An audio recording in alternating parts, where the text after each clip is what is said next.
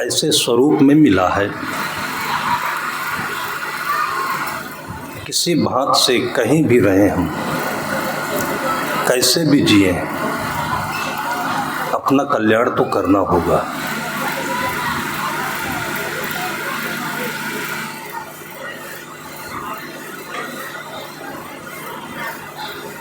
मन बहुत भटकता है। आजकल जो कुछ भी हम देख रहे हैं, जिसको हम विज्ञान की तरक्की कह सकते हैं, सामाजिक बदलाव कह सकते हैं, शिक्षा में बहुत परिवर्तन विकास देख रहे हैं, बहुत सारे बदलावों के बीच में जीवन वही है, ये नहीं बदलेगा। हजारों वर्षों से संत महापुरुषों ने जीवन के मूल स्वरूप को पहचाना। खाना पीना, सोना जागना, पंच विषय, विषयों से विरक्ति, विषयों में आसक्ति, इन सब के बीच में जो मनुष्य है वो वही होगा। ओढ़ने पहनने का ढंग बदला,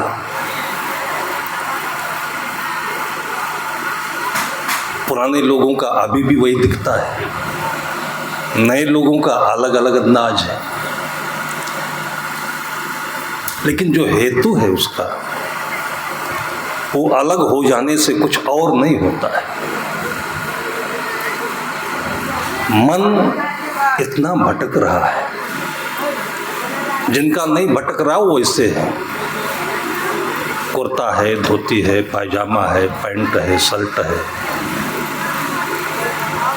और शरीर के भी बहुत सारे रख रखाव के विषय हैं, वैसे ही है। और उसका हेतु यही है कि शरीर का निर्वाह हो रहा है।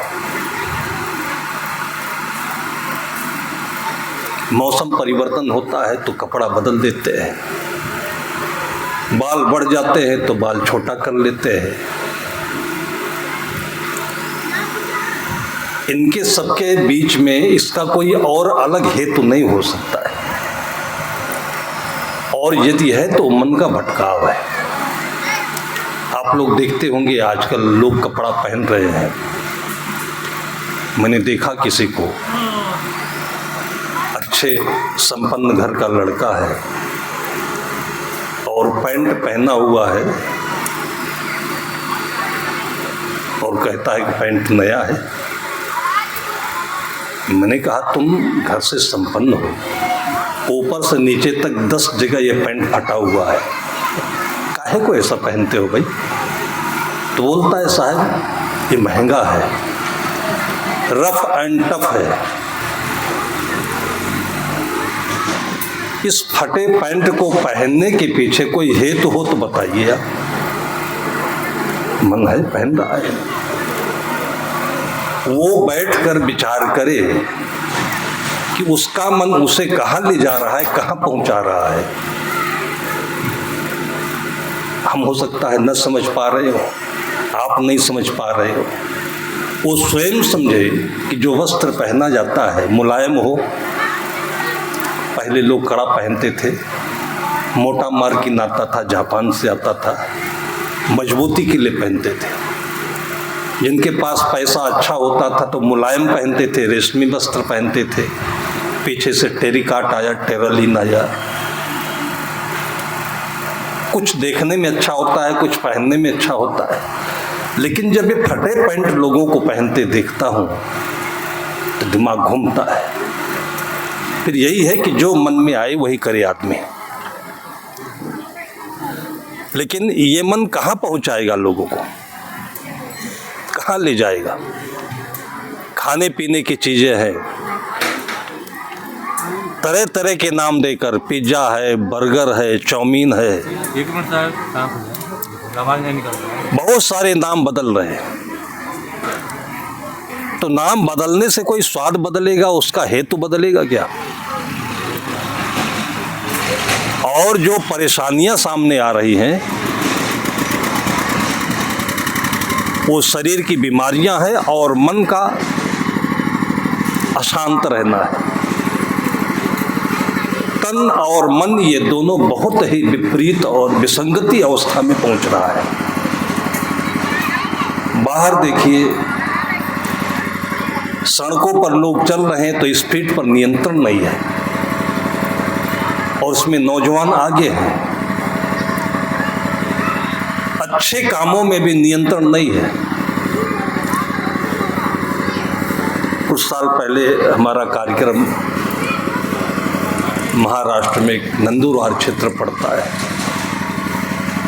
स्टेशन पर उतरा, 4 पहिए की गाड़ी जीप थी, सामान रखा गया, मैं बैठने के लिए चला। एक नौजवान, उस जमाने में स्प्लेंडर बहुत अच्छी गाड़ी मानी जाती थी, वो गाड़ी की ओर इशारा करते हुए बोला कि इस पर बैठें आप। मैंने कहा 4 पहिए की गाड़ी है तो 2 पहिए में क्यों बैठा रहे भाई? हाईवे से चलना है, 25-30 किलोमीटर दूरी है। तो बोला साहब अभी नई लिया हूँ, इसका उद्घाटन करना है। मैं सोचा कि गाड़ी का करेगा कि हमारा करेगा। गाड़ी भी नहीं है, ये भी नया है। आप ये देखिए कि जितने भी एक्सीडेंट हुए सब नए में हुए हैं। पुरानी गाड़ी हो, आदमी पुराना हो, नहीं होगा। और जैसे बैठा पाया तो हमको स्वयं नहीं एहसास हो रहा है कि इस गाड़ी में साइलेंसर है कि नहीं है, उसकी आवाज़ नहीं सुनाई पड़ रही। स्पीड वाली घड़ी देखी तो 85-90 पर ले जा रहा है। मैंने कहा भाई कहाँ नहीं चलोगे? बोला जल्दी है। मैंने पूछा क्यों? कहा कार्यक्रम समय हो रहा है। मैंने कहा कार्यक्रम में प्रवचन कौन करेगा? बोला आप करेंगे। मैंने कहा मैं तुम्हारी पीठ पर चढ़ा बैठा हूँ, तुम रोको गाड़ी, यहीं से शुरू कर देता हूँ, क्यों चिंता करते हो? वो बोल रहा है कि प्रवचन क्या है, कार्यक्रम क्या है, और कुल मिलाकर आदमी अपनी जिंदगी भूल रहा है। सदगुरु कहते हैं कि अपन पौ आपो ही बिसरे हो। भाषा है उस समय की भाषा, और मीठी भाषा, और वो भाषा है कि जो अनादि से अनंत काल तक कभी बदलेगी नहीं। भाई गेहूं से ही कोई चीज बन सकती है, चाहे पिज्जा कहिए, चाहे चाउमीन कहिए, चाहे बर्गर कहिए। उसमें लोगों को पैसा कमाने का तरीका डाला जा सकता है। जिसको पैसा कमाना है उसका आकार बदल देगा। टेस्टी बनाने के लिए उसमें कैसे कैसे एसिड और केमिकल्स मिला दिया जाता है। उसको पैसा कमाने का टारगेट है, लेकिन जो खा रहा है उसकी जिंदगी का उसको कोई ख्याल नहीं है। और अच्छा पैसा कमा करके वो क्या करेगा, उसके परिवार वाले क्या करेंगे, ये भी उसको होश नहीं है। और दोनों नरक में जा रहे हैं। जब किसी को अपनी जिंदगी का ख्याल नहीं है तो इस जिंदगी के जितनी कार्यक्रम हैं, जितनी भी क्रियाएं हैं, जो कुछ भी करे व्यक्ति, क्योंकि व्यक्ति स्वतंत्र है, लेकिन उसका होगा क्या, वो पाएगा क्या? ये सुविधाएं बदल सकती हैं, साधन बदल सकते हैं, सामान बदल सकते हैं, घर मकान के नक्शे बदल सकते हैं, मौत भी बदलेगी क्या? और मौत तो अच्छी से अच्छी हो, वही मौत है। जिंदगी अच्छी से अच्छी हो, और जो हमको जिंदगी मिली है ये स्वयं में अपने आप में अच्छी है। जो प्रकृति की व्यवस्था है, आप खेतों में जाइए, आपके खेतों में हरियाली, उसके बीच में सरसों के पीले पीले फूल, चारों तरफ से सुंदर मीठी हवा, ठंडी के दिन है तो थोड़ी सी धूप, और थोड़ी देर अपने मेड़ पर बैठ करके आप देखिए तो क्या नहीं मिला आपको। आपके पास थोड़ा खेत है, ज़्यादा खेत है, इससे मतलब नहीं है, लेकिन सारी हवाएं आपकी हैं। जितने भी खेतों में ये फसल लगे हुए हैं उसकी हरियाली आपकी है। और ऐसे बहुत सारी चीजें हैं जिसमें कोई बंटवारा नहीं हो सकता है, वो सब आपका है और आप उसके हो। आपके मन में जो चाहिए और चाहिए वो क्या है? सुकून है। मैं आश्रम पर बैठा था,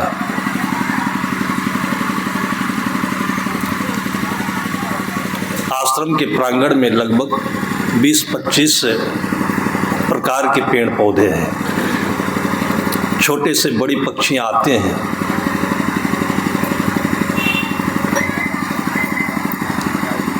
दो तीन लोग आश्रम में प्रवेश किए, वो परिचय के नहीं थे। उन्होंने बड़ा गेट देखा, अच्छा लगा, आश्रम के भीतर आ गए। तो मैंने देखा एक उसमें 12-14 साल का लड़का अपने मित्रों से बोल रहा था कि बड़ी सुकून की जगह है।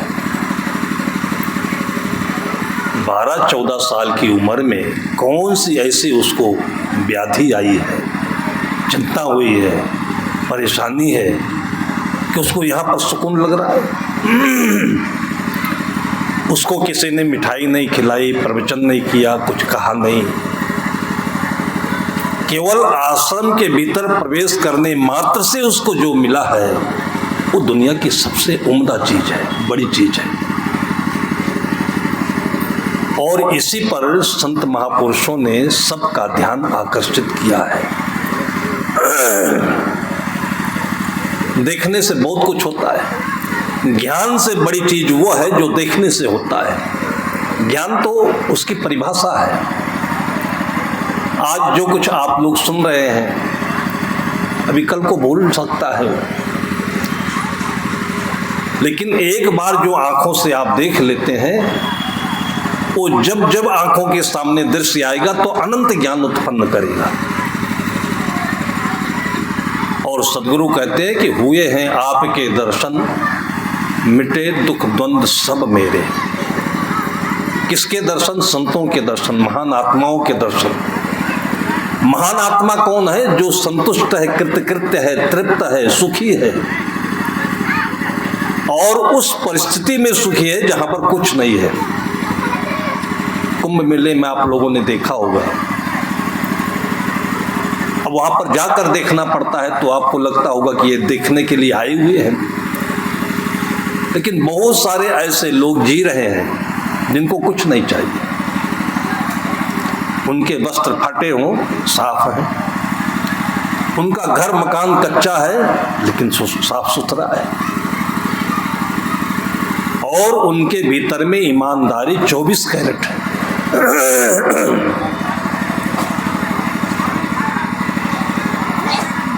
आश्रम की ही घटना है, वार्षिक कार्यक्रम था। तो जैसे आजकल ये व्यवस्था हो गई, टाट पट्टी बिछाई जाती है, तो पैरा बिछाया जाता था।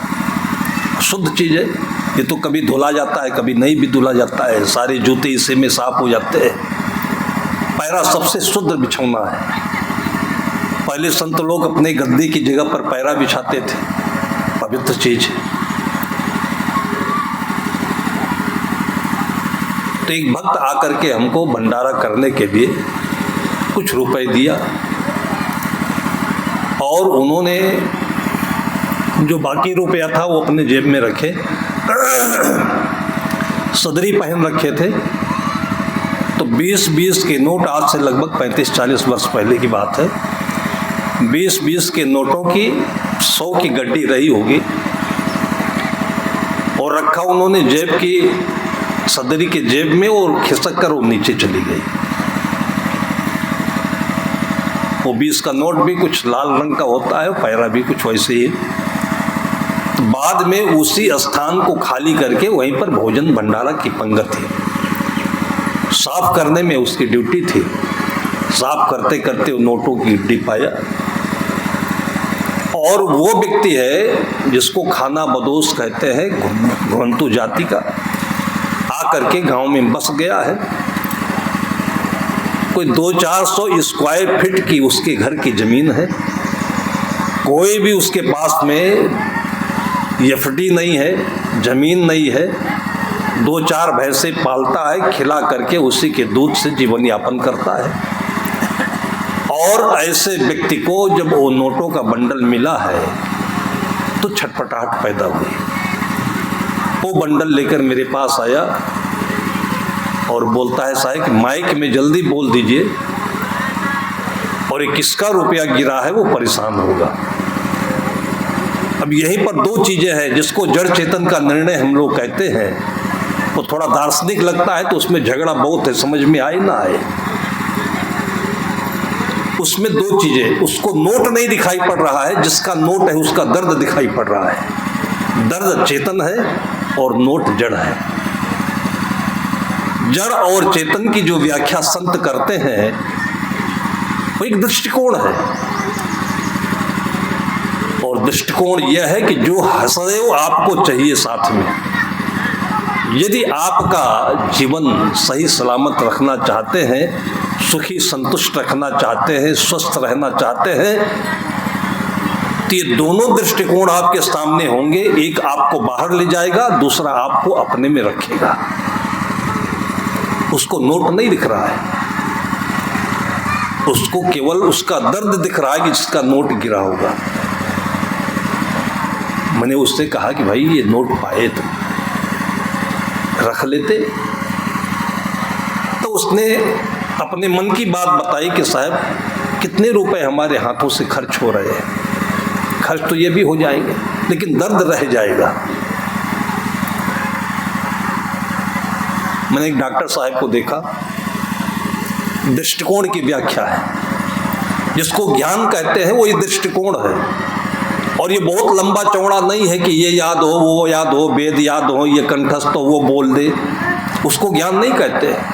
ज्ञान तो वहां होता है जहां से आंखों की रोशनी पैदा होती है। डॉक्टर साहब की पत्नी को बुखार आया, 2-3 दिन पड़ी रही, डॉक्टर साहब को फुर्सत नहीं, मरीज देख रहे, पत्नी को नहीं देखने की फुर्सत है। ये दृष्टिकोण है। 2-3 दिन बाद जब गए तो जो बुखार नापने का वो होता है थर्मामीटर, पत्नी से बोलते हैं कि इसको मुख में रखो, और डॉक्टर साहब वैसे पत्नी को बहुत आई लव यू, जो आजकल का मंत्र है लोगों का, और ऐसे ऐसे बहुत कुछ उसको रिझाते थे, खिजाते थे, तुमको मैं बहुत प्यार करता हूं। और इतना प्यार था कि 3 दिन तक बुखार में पड़ी रही, उसको देखने नहीं गए। और जब देखने गए तो 2 मिनट में थर्मामीटर में पारा चढ़ जाता है, 2 मिनट वहां खड़े नहीं हो सके वो, और थर्मामीटर दे करके वहां से आ गए और बोले कि इसको रखना, अभी मैं आता हूं। यह है लोगों का संबंध। जिसका अपने से प्रेम नहीं है तो किसी से दुनिया में प्रेम नहीं है। इसलिए सबसे पहला ज्ञान अपना होना चाहिए। जिसकी अपने से मित्रता नहीं है, जिसको अपनी चाहत नहीं है, अपना ख्याल नहीं है, वो किसी का ख्याल नहीं कर सकता है। और जिसको अपना ख्याल है वो बैठ सकता है। थोड़ी देर बैठिए। जिंदगी के जितने भी काम कर रहे हैं आप बैठने के लिए तो कर रहे हैं, और जब बैठने का समय आता है तो उपद्रव मन में पैदा हो जाता है। बैठना कितनी अच्छी चीज है। कभी बैठकर देखिए, आप दरवाजे पर बैठकर देखिए, कितने लोगों को मैंने देखा कि वो पढ़े लिखे नहीं है, वो करोड़पति भी नहीं है, और ऐसे बैठे। मैंने पूछा कैसे भाई, क्यों बैठे हो? बोले महाराज ऐसे बैठा हूं। वो परिभाषा है कि जिसको पतंजलि, जिसको सांख्य दर्शन में कहा गया कि ध्यानम निर्विषयम मनः, मन में किसी प्रकार की धारणा न हो, कोई विचार नहीं, ख्याल नहीं याद आए, और जो कुछ हो केवल देखना हो, उसको ध्यान कहते हैं।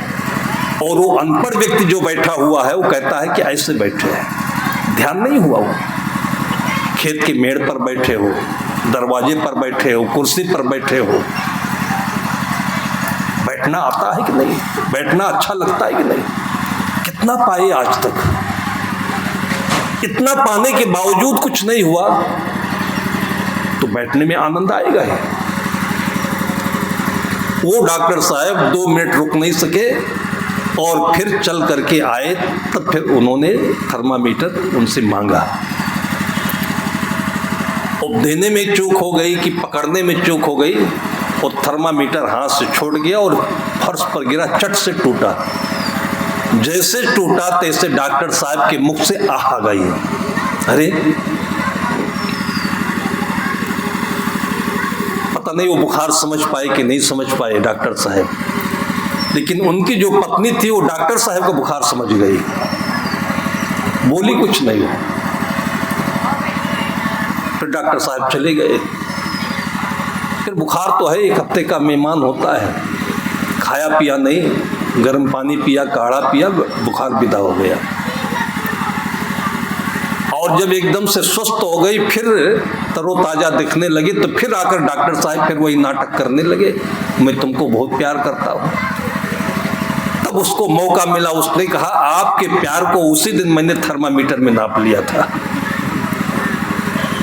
2 रुपए के थर्मामीटर से आपका दिल टूट गया। ये हमारी जिंदगी की मोहब्बत है, ये दृष्टिकोण है। किसी से कोई नुकसान हो, आपको दर्द न लगे, जीवन की सबसे बड़ी ऊंचाई है। नुकसान होना एक अलग चीज है।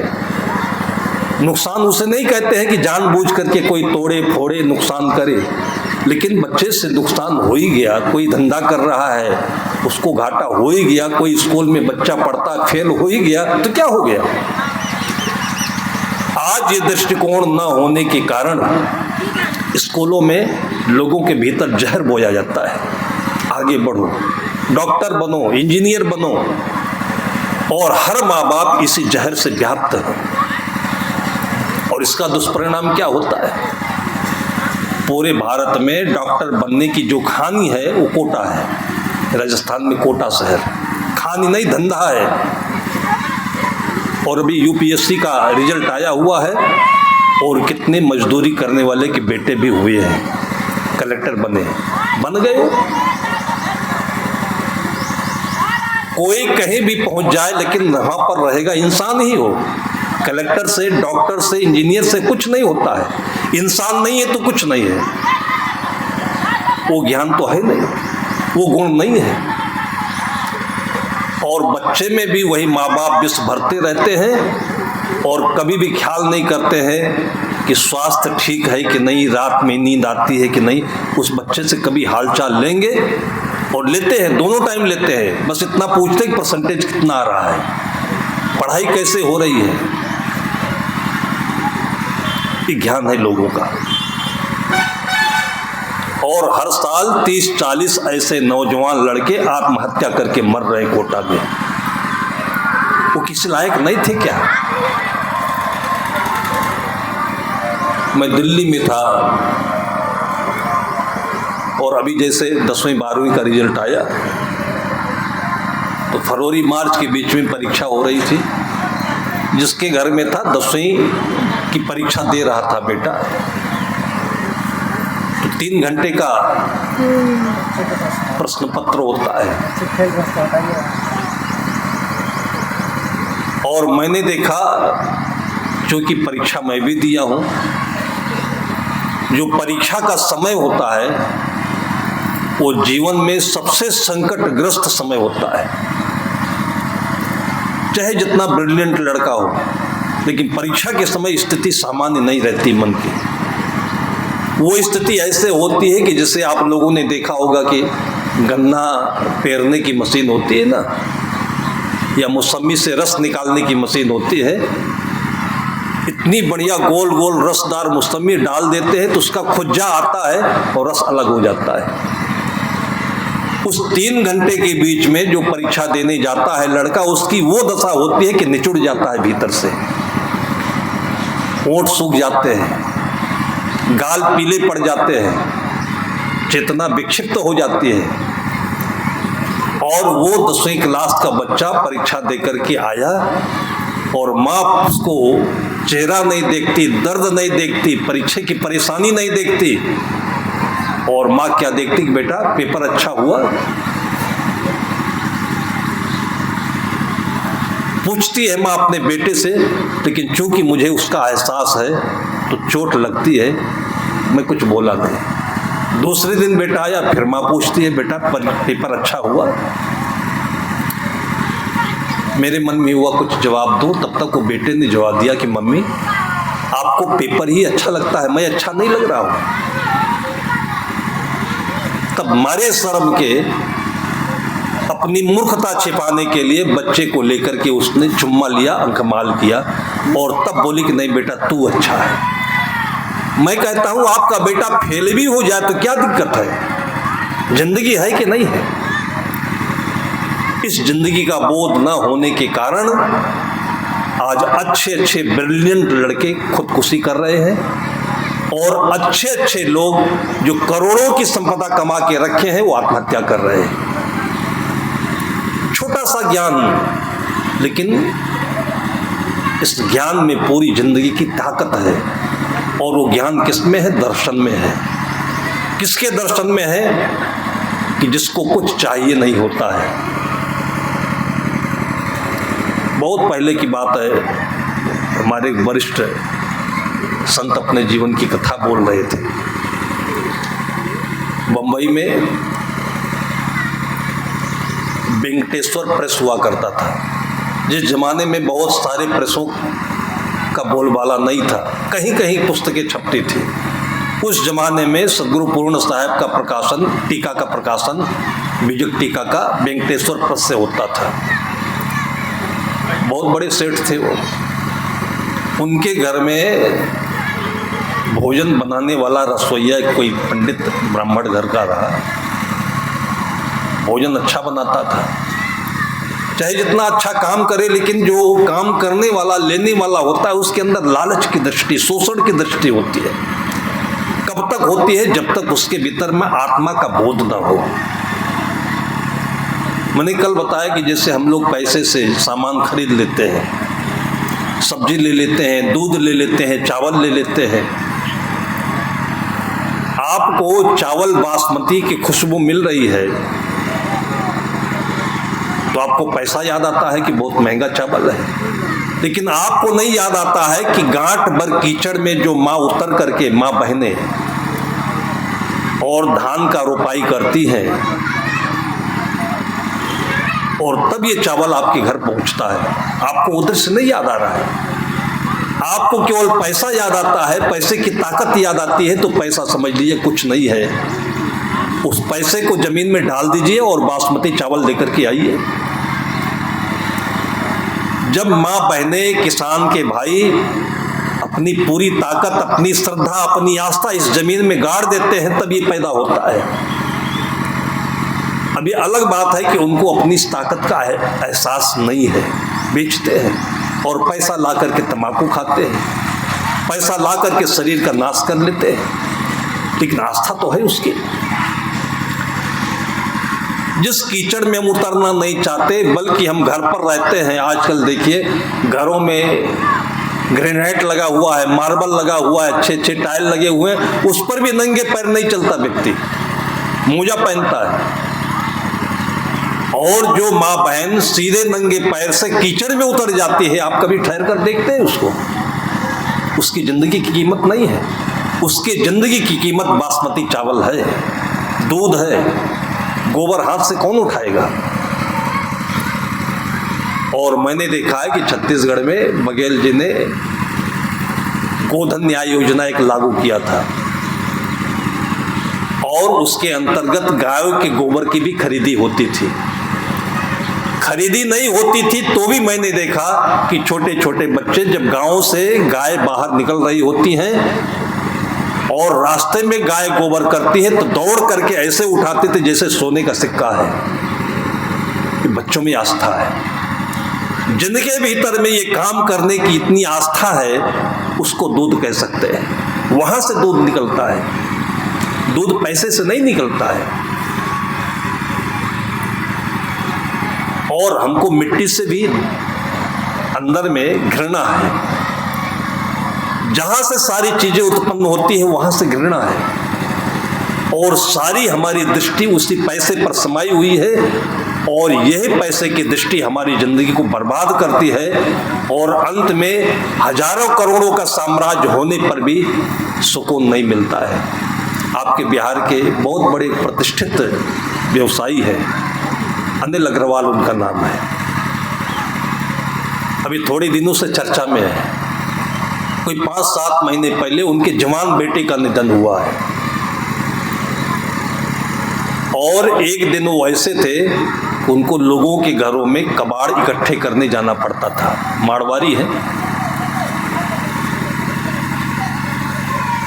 और कबाड़ इकट्ठा करते करते करते अपनी आस्था से, निष्ठा से, परिश्रम से उन्होंने आज कोई 40-50 हजार करोड़ की संपत्ति बनाई है। लेकिन उस संपत्ति के कमाते कमाते दृष्टिकोण में परिवर्तन आता है। सतगुरु कबीर साहब कहते हैं कि माया के रस लेन न पाया, अंतर्यम बिलार होए धाया। धन के कमाने में जो आस्था है वो तो बड़ी चीज है। लोग अबानी को, अडानी को गाली दे रहे हैं। तुम धन कमाना चाहते हो और धन कमाने वालों को गाली दे रहे हो तो धन कैसे कमाओगे? डॉक्टर बनना चाहते हो, डॉक्टर को गाली दे रहे हो, डॉक्टर कैसे बनोगे? अडानी का, अंबानी का केवल पैसा मत देखिए, उनका मैनेजमेंट देखिए, मेहनत देखिए, परिश्रम देखिए, आस्था देखिए। लेकिन उसके बीच में जो उसका साइड इफेक्ट है वो ये है कि बहुत पैसा हो जाने पर लोगों के भीतर वहम होने लगता है कि पैसा हम करेंगे क्या। पैसा खाने की चीज नहीं, भोगने की चीज नहीं है ये तो सेवा की चीज है। जब लोगों के पास अपनी जरूरत से अधिक पैसा होने लगता है तो मन में इसका साइड इफेक्ट पैदा होता है कि हमारा है। उपनिषद कहते हैं कि तेन तिक्तेन भुंजी था मां गृधा कष्ट धनम। इसको देकर लालच मत करिए, किसी का नहीं है। हजारों हजारों वर्ष का इतिहास पढ़ लीजिए, सिकंदर का पढ़ लीजिए, उससे और बड़े राजे महाराजे हुए उनका पढ़ लीजिए, और खाली हाथ चले गए। तो ऋषि कहते हैं कि त्याग पूर्वक निर्लोभ हो करके आप अपने जीवन का निर्वाह कर लीजिए, थोड़ा हो या ज्यादा हो, इससे क्या मतलब। आपको रोटी नहीं मिलती हो, कपड़ा नहीं मिलता हो, आवास नहीं मिलता हो तो थोड़ी तकलीफ है। और ऐसे ऐसे संत हुए हैं कि जिनको ये भी नहीं मिलता और मिलता है तो लेते नहीं। सतगुरु विशाल देव उन महान आत्माओं में एक आत्मा है।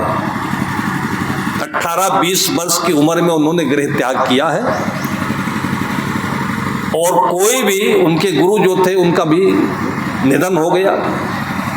कोई समाज नहीं था, कोई भक्त नहीं था। तो जहां पर उनका जन्म हुआ था पास में बंधिया बाग, और बहुत बड़ी बाग थी, उसी बाग में बैठ करके तपस्या कर रहे थे। कोई कुछ ला कर दिया तो खाए, किसी से याचना नहीं की। प्यास लगी तो कभी कभी तालाब का पानी पी लिया। भूख बहुत अधिक लगी तो कभी जामुन के पत्ते, नीम के पत्ते उबाल कर पी लिया। जब बकरियां खाती है तो आदमी नहीं खा सकता। लेकिन अधिक पैसा कमाने से, नई नई चीजें देखने से हमारे भीतर का जो शुद्ध ज्ञान है अशुद्ध होता है। आज मैंने जामुन, नीम, आम, बेल इनकी पत्तियों को बता करके, दे करके कितने लोगों का 10 वर्ष का सिर दर्द दूर किया, जिसको माइग्रेन कहते हैं, शरीर में एलर्जी कहते हैं। दुनिया की टिकिया खाने से दूर नहीं। आम, अमरूद, जामुन, नीम, नींबू, बेल, तुलसी। मैंने विचार किया कि ये पत्तियां खा करके, जब कविवर रहीम कहते खग मृग बसत अरोग बंद हरि अनाथ के नाथ, रहे मन बहु भेषज करत व्याधि न छाणत साथ। पैसे वालों के लिए तो बड़ी महंगी महंगी टैबलेट है, कैप्सूल है, दवाइयां हैं, सिरप है। लेकिन पशुओं के लिए क्या है?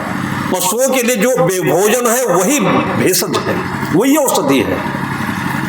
और यदि इस ज्ञान को मनुष्य आज तक लिए रखता तो रोगी नहीं होता, बीमार नहीं होता। लेकिन मनुष्य के पास बुद्धि है, ज्यादा कमाता है तो फालतू का खाता है और न खाने योग्य को खाता है। कितने लोगों की ये संकट को मैंने देख करके, और जो थक गए मेडिकल कॉलेज से, मैंने कहा पत्तियों का रस पीजिए आप सुबह सुबह। सांस की तकलीफ हो, जिसको दमा कहते हैं, उसमें रिलीफ मिलता है। सिर दर्द में रिलीफ मिलता है। लीवर ठंडा होता है, अच्छा हो जाता है।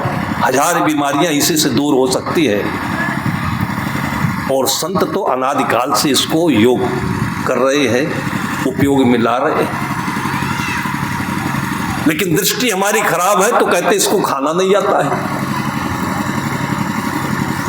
हम खाते हैं 56 प्रकार के व्यंजन लेकर के, चाटते खाते नहीं, जूठा करते। आजकल आप लोगों ने देखा है जो बड़े बड़े फंक्शन हो रहे हैं शादी विवाह को, हजारों की थालियां हैं और मैंने देखा कोई खाता नहीं, क्योंकि जो खाने लायक है उसको बुलाता नहीं है, और जिनको इनवाइट कर रहा है वो सारे धनी लोग हैं, उनको भूख नहीं लगती है। समाज की इसी विषमता ने लोगों को अंदर से दर्द दिया है।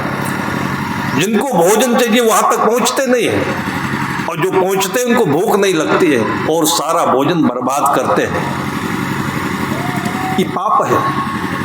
ये उनके पैसे कमाने कर जो सद्बुद्धि नहीं अर्जित कर सके उसका पाप है ये, क्योंकि खाने की चीज वो है ही नहीं। हम कमाए हम ही खाएंगे ऐसा पक्का नहीं है। खाने पर अधिकार तो उसका होता है जिसको भूख लगती है, और भूख उसकी कमाई है जो मेहनत करता है।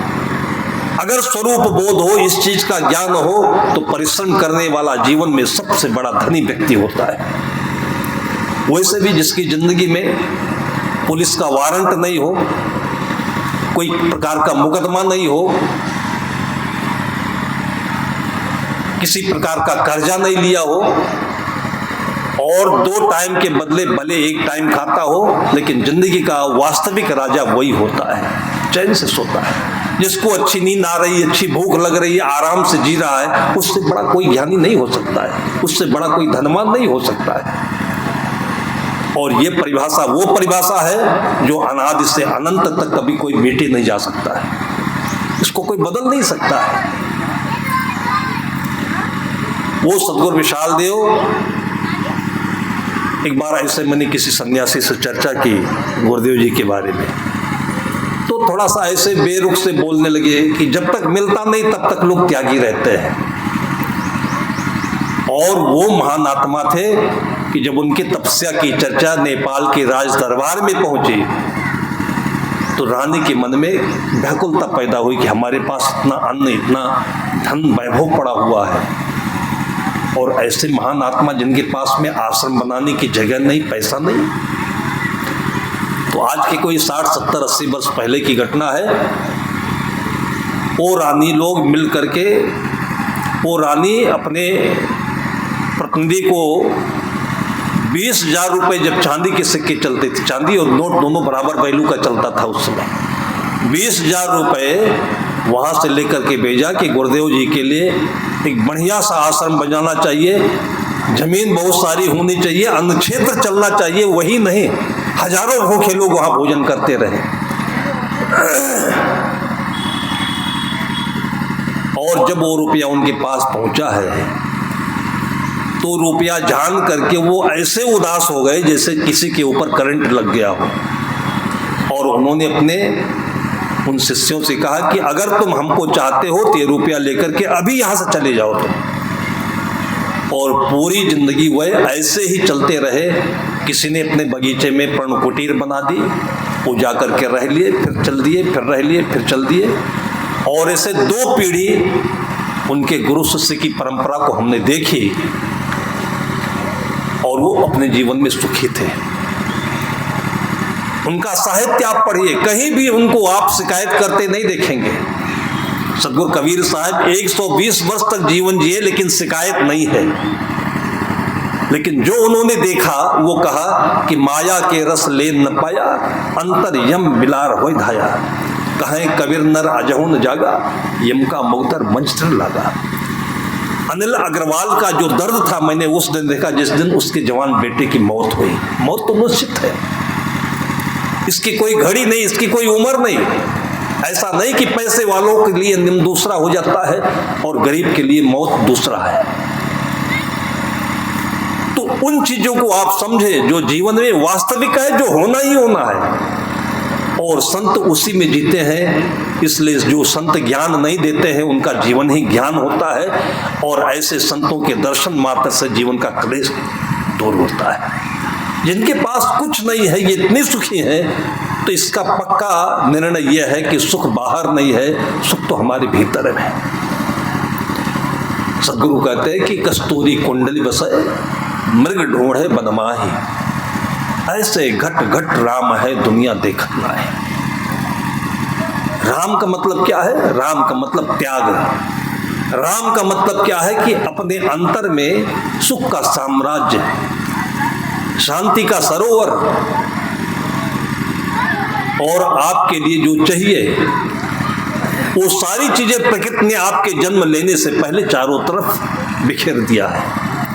आपको शुद्ध हवा चाहिए। अभी देखिए लॉकडाउन लगते लगते बच रहा है। अभी कुछ 1 वर्ष लॉकडाउन लगा, हम आप इसके साक्षी हुए। कोई 3-4 वर्षों तक आना जाना और लोगों का धन रुपया पैसा सब बराबर हुआ। दिल्ली की सड़कें सुनसान हो गई और अच्छे अच्छे जज, अच्छे अच्छे अफसर, अच्छे अच्छे नेता और एक सिलेंडर, ऑक्सीजन के सिलेंडर के लिए तड़प तड़प कर मर गए हैं। ऑक्सीजन नहीं मिला।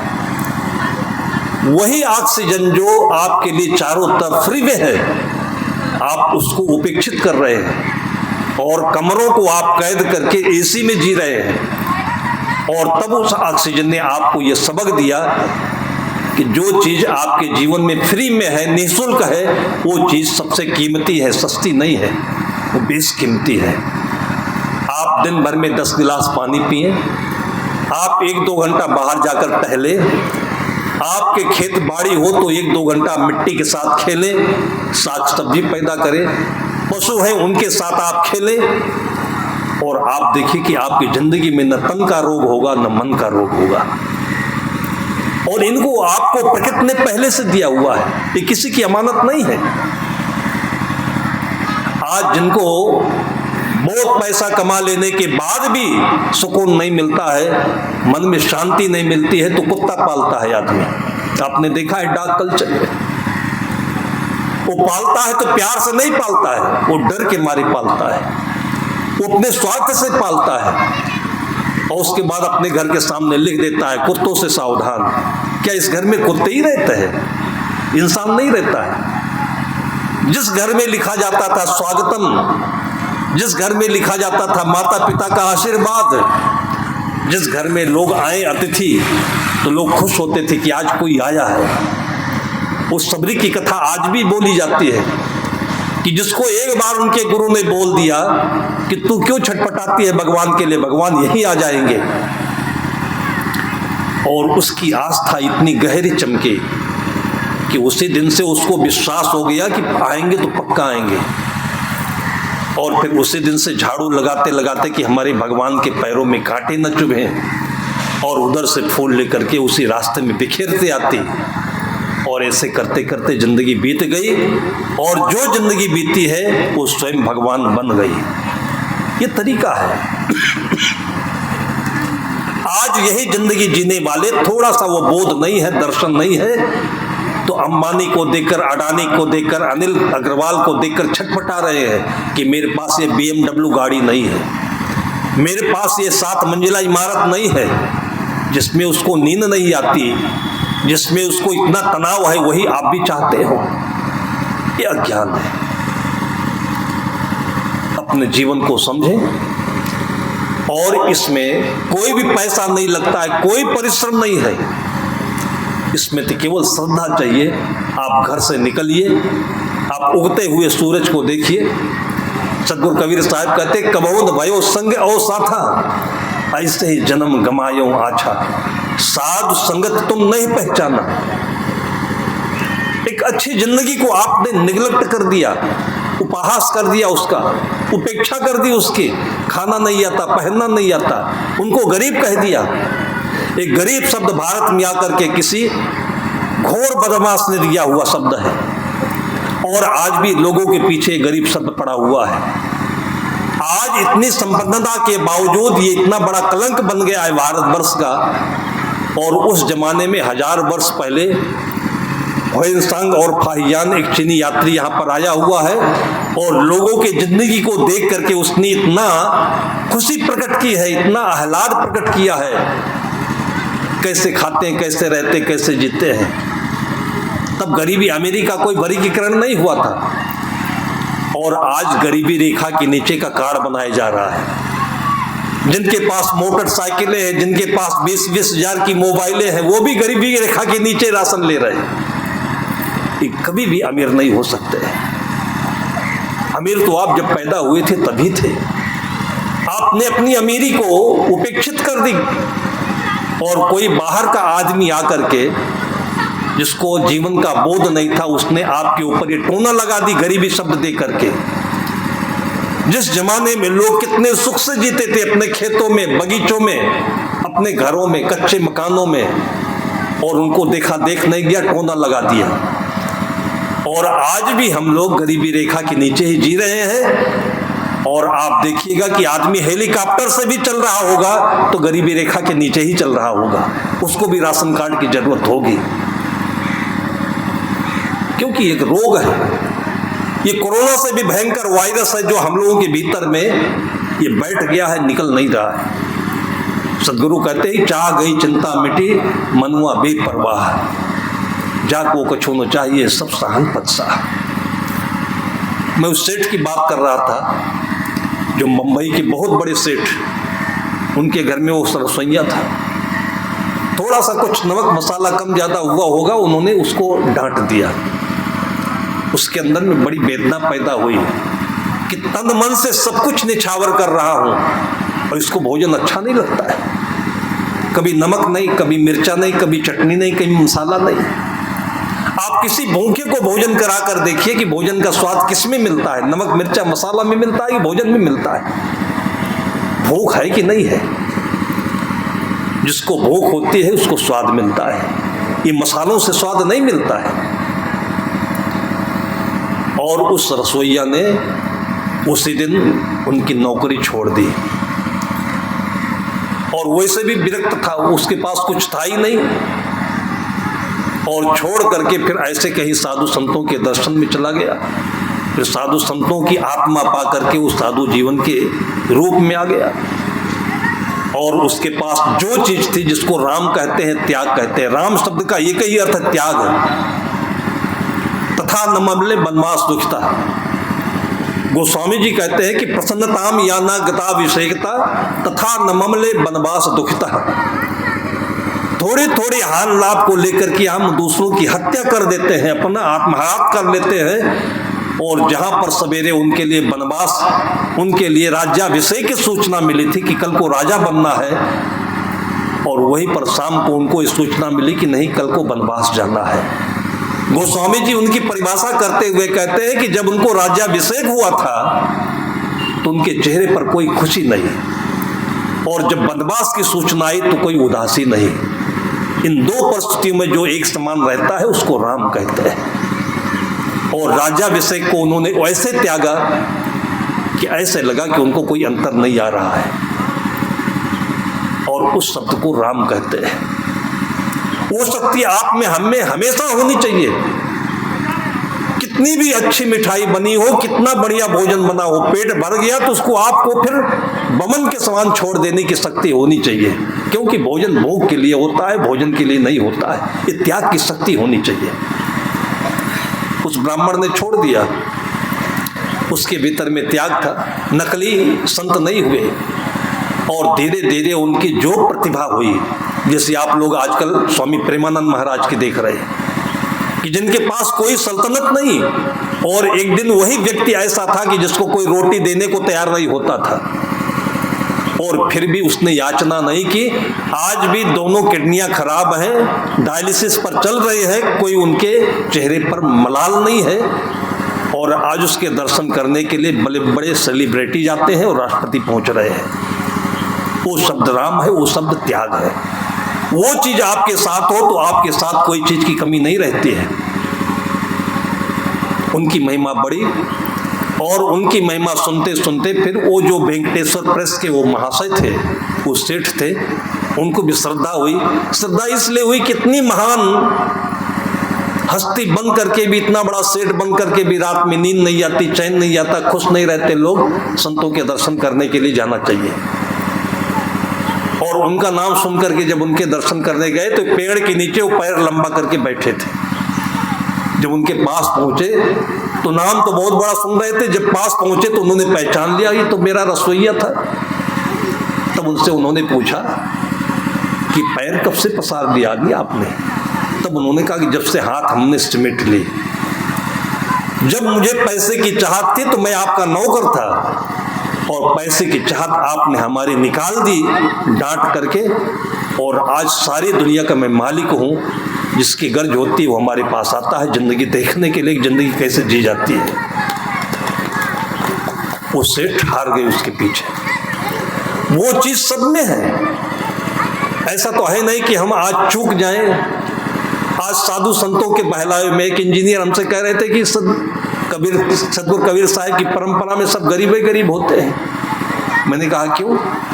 तो बोले इसलिए कि साधु संत लोगों ने संतोष की शिक्षा दी और भक्ति की शिक्षा दी, कमाने की शिक्षा नहीं दी। नहीं, सभी सब लोग एक अरबपति होते, करोड़पति होते। कोई अरबपति करोड़पति हो भी जाएगा तो छाती पर लाद कर ले जाएगा क्या? डबल रोटी खाएगा क्या? घी रोटी खाएगा क्या? जीवन की जो मूलभूत आवश्यकताएं हैं, जीवन का जो मूलभूत स्वरूप है, वो अरबपति के लिए और खाकपति के लिए, दोनों के लिए बराबर होता है। ये जीवन का शुद्ध ज्ञान है और ये सबके साथ में है। इसकी सारी व्यवस्था प्रकृति दे रही, इसलिए प्रकृति को भगवान कहते हैं। आप थोड़ा सा मिट्टी से योग करिए, आप अपने हाथों से पेड़ लगा लीजिए। आपके लिए कोई मनाही नहीं है कि आप पेड़ लगाइए और फल खाइए। आपके लिए कोई मनाही नहीं है कि आप दिन भर में 10 गिलास पानी पीजिए। आपके लिए कोई मनाही नहीं है कि आप 10 रोटी खाइए, 5 रोटी खाइए। एक डॉक्टर साहब की कहानी मैं सुना करता था, अमीरी गरीबी में भेद। डॉक्टर साहब बहुत पैसा कमाते थे, पैसे से जी नहीं भरता है, घर में इतनी सारी सुविधाएं हैं, मन प्रसन्न नहीं होता है, तो गांव घूमने जाते हैं लोग। वो अपने घर चले गए। उन्होंने अपने पैतृक संपत्ति खेती थी, वो बटाई पर दे दिया था, वो घर पर था नहीं, तो उससे मिलने की जरूरत थी, तो उसके खेत चले गए। खेत में वही 11-12 बजे रहे होंगे। वो हल जोत रहा था, उसकी पत्नी रोटी लेकर के पहुंच गई खाने के लिए, और कुएं की जगत पर पेड़ की छांव में बैठ करके अभी वो रोटी की जो पोटली थी खोली नहीं थी, और ऐसे डॉक्टर साहब पहुंच गए। डॉक्टर साहब खड़े खड़े बातचीत कर ही रहे थे, हालचाल पूछ ही रहे थे उन्हीं के सामने, और बड़ी बड़ी रोटियां जैसे आपकी स्कूटर की पहिया होती है, अभी तो उसकी जगह पर डबल रोटी आ गया। शब्द डबल है लेकिन काम उसका सिंगल भी नहीं है। जैसे चाय में डुबोइए तो गल जाती है। मन से लोग खुश हैं कि डबल रोटी खा रहे हैं। वो मोटी मोटी मल्टीग्रेन का आटा, बिजरी की रोटी, और डॉक्टर साहब के खड़े खड़े देखते में, और बढ़िया उसके साथ कोई तरकारी नहीं, कोई सब्जी नहीं, बस लाल लाल लहसुन और मिर्चा और धनिया का मसाला मिला हुआ चटनी, और बढ़िया 3 रोटी उनके सामने दड़क दिया। और उसके बाद पास में एक गगरा में पानी रखा हुआ था, लेकर के 1 लोटा पानी पी लिया। डॉक्टर साहब अपनी डॉक्टरी लागू करने लगे। अरे खाने के बाद तुरंत पानी पी लिया। उसने कहा क्या हुआ? कहा खाने के बाद पानी नहीं पीना चाहिए। कहा कब पीना चाहिए? कहा जब पीने की जरूरत हो तो खाने के बीच में पी लेना चाहिए, खाने के तुरंत बाद बहुत पानी नहीं पीना चाहिए, बादी हो जाता है, नुकसान करता है। किसान ने पूछा कि बीच में पिए तो नुकसान नहीं करता? कहा नहीं करता है। उसने अपने पत्नी से कहा ला वो जो रोटी बची है कितनी है? कहा उतनी है जितनी खाए हो। 3 रोटी खाया था, 3 ही बची थे। उसने कहा लाओ पानी को बीच में कर देते हैं। डॉक्टर साहब का कलेजा कप गया। उसने कहा कि बादी करेगा तो आपको करेगा, दिन भर कुर्सी पर बैठे रहते हो, आप हमारा काम नहीं देखते हो। सारा रोटी और पानी अभी निकल जाएगा पसीने से। ये मैं हल जोतता हूँ, कुर्सी पर बैठकर काम नहीं करता मैं। ये आपका सिद्धांत आपके लिए लागू होता है। जिंदगी जीना समझिए, किसी की नकल में बहकिए नहीं, और अपने जिंदगी का राजा बनिए। आपका ज्ञान, आपका विवेक वो है जिससे आप दर्शनीय होते हैं, दर्शनीय बन सकते हैं और उन्हीं को महान आत्मा कहते हैं। उन्हीं की स्मृति में आज हम लोग यहाँ पर बैठ करके चर्चा कर रहे हैं। ये चर्चा रात दिन आपके हृदय में चलती रहे, ऐसे ही शुभकामना के साथ मैं अभी की चर्चा को विराम देता हूँ। बोलिए सदगुरु देव। अभी साहब जी के कर्तव्यों के द्वारा ही वो झंडा रोहन होगा। आप सभी लोग वहाँ पर जो गुरु गोविंद